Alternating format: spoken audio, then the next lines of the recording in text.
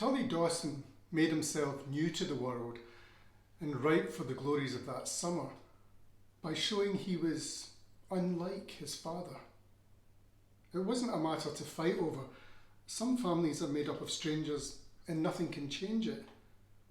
But I think it always bothered Tully that Woodbine couldn't cheer him on when he came by the football field to watch the game.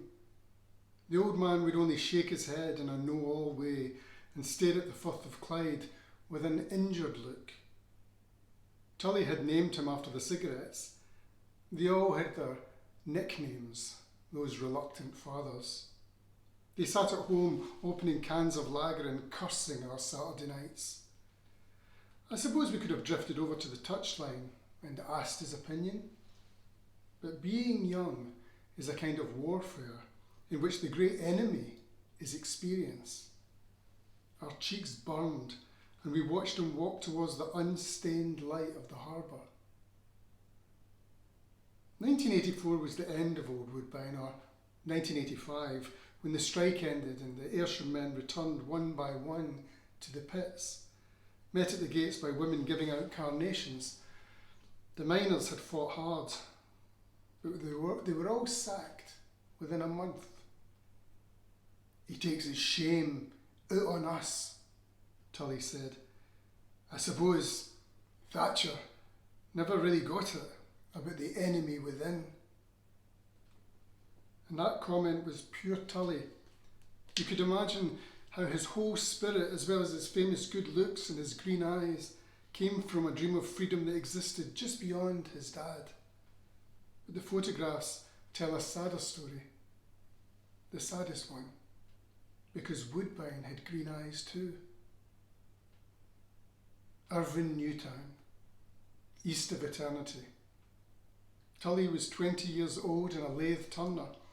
He impersonated Arthur Seaton from Saturday night and Sunday morning by taunting his boss all week and drinking pints of black and tan all weekend. He looked like Albert Finney, all slicked up hair, but in Tully's case spiked with soap. At that time, he had the kind of looks that appeared to all sexes and all ages, and his natural effrontery opened people up. He was in a band, obviously. They'd sprung into existence the previous winter. They were called the Bicycle Factory, another Saturday night reference, and would later flirt with success and change their name several times as Tully went from singer to drummer.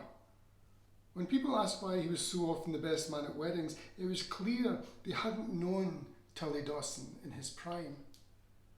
He had innate charisma, a brilliant record collection, complete fearlessness in political argument, and he knew how to love you more than anybody else. Other guys were funny and brilliant and better at this or that, but Tully loved you. He had the leader thing when he was young, the guts of the classic frontman, and if any of us got together, we instantly wanted to know where he was. Some people gain that status with power or with money, but Tully did it with pure cheek. His brighter language made older people seem dull. His dad wanted to constrain the future with robotic disappointment, drinking all day at the Twa Dugs, and Tully was ready for flight. He wasn't so much the butterfly as the air on which it travels, and that summer he was ready for an adventure beyond the Ayrshire hedges. So that's Mayflies by Andrew Hagen, yours truly.